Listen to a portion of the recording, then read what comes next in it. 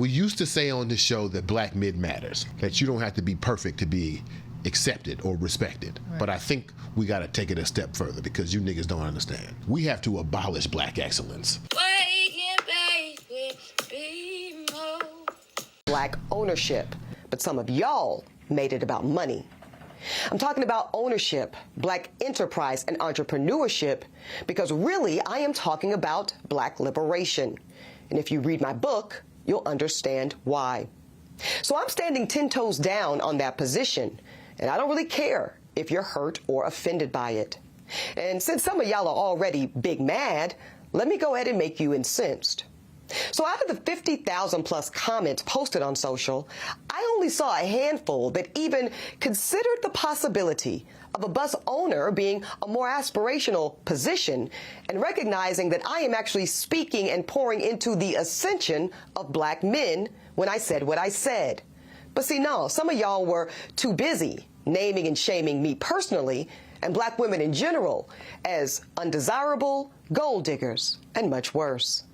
Now, I suspect that some of y'all are the same men that were bringing home C's and D's on your report cards, only to then be coddled by parents that said, well, that's okay, as long as you're doing your best. Well, listen, I love and believe in the excellence of black men. So no, my dear, C's and D's or any other form of mediocrity is not okay. No, I will not create a soft place for you or anybody that I love to fall comfortably into the bigotry of low expectations.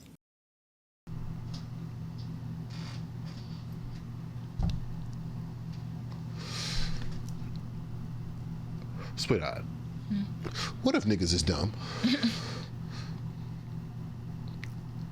And I don't say that as a, when I ask the question, what if niggas is dumb? I don't ask that as a question of like a real question. I'm asking,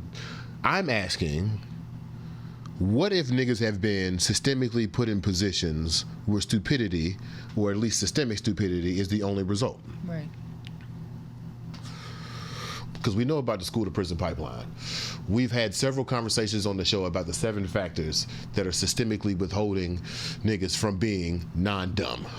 And actually, I actually have to change the stupid. I can't say dumb because dumb is ableist language. What if niggas is stupid? Let's just say what we said. Let's just say what it is.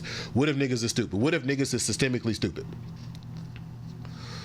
Other thing, I got to be honest too. I got to be honest.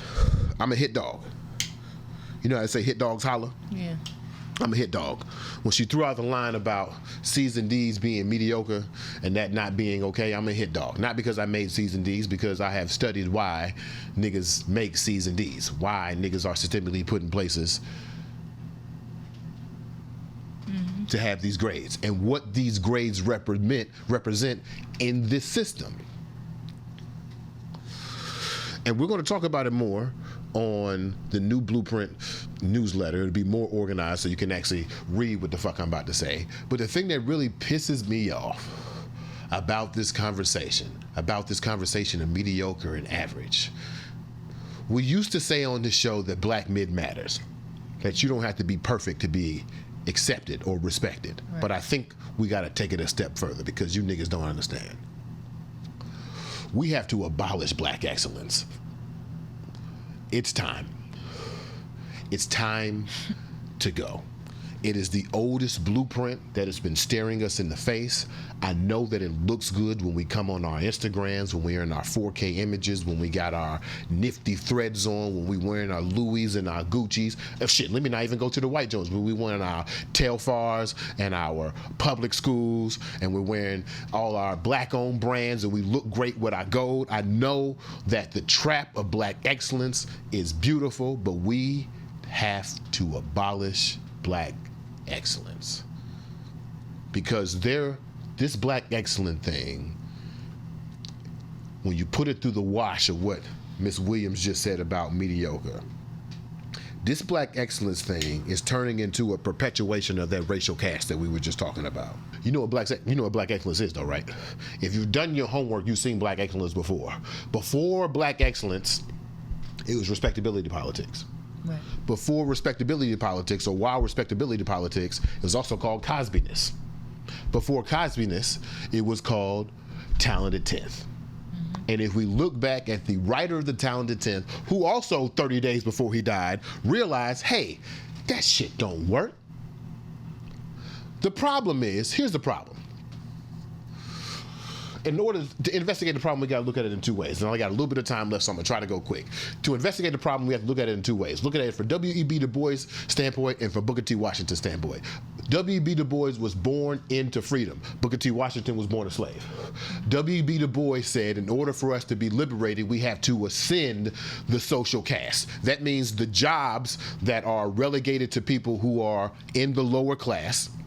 This time I'm talking about work class. Y'all might call them blue collar. W.E.B. Du Bois says if we work our way from blue collar to white collar, amazing how it's called white collar, by the way. Right. If we work our way from blue collar to white collar, then we'll reach liberation. Booker T. Washington says in order for us to reach liberation, we have to be independent of that system. Booker T. Washington says in order for us to win liberation, we have to put dignity into blue collar jobs, accept those jobs, charge the shit out of white folks for that job, and then we'll have our independence. Those are the crafters of the new blueprints. Both those individuals said, okay, cool. Bus driver, we'll be the bus driver. We'll glorify the bus driver. Great. We'll make our way to liberation. W.E.B. Du Bois says, don't be the bus driver, be the bus owner. Then we'll be liberated. You know what's crazy about that? Both them niggas was wrong.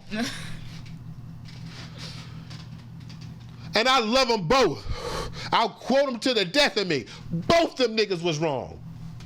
Neither scaling the social caste nor creating systems that give you distance from the social caste give you liberation. How do you know? Are you liberated now?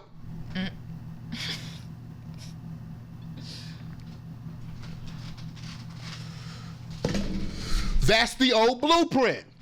So when Eboni K. Williams says that the desirable man, the ambitious man, the non-mediocre man is the man who works his way from blue collar to white collar in order to create some type of liberation or distance from social caste, we knew 123 years ago at the Atlanta Compromise that shit didn't work. That's why you gotta read the old blueprints. Because here you are talking about liberation means enterprise. Enterprise is actually the higher class of capitalism, and that gives you liberation. Get the fuck out of here. Stop playing with me. The only freedom from social caste is the deletion and the destruction of said social caste. And I know you want to hold on to black excellence because Zora Neale Hurston wrote an amazing book and you want to stand on those steps too. But she died fucking broke.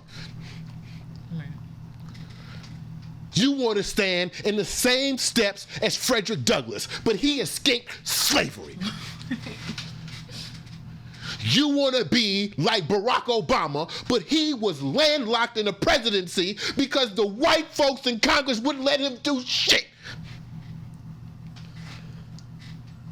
It don't work.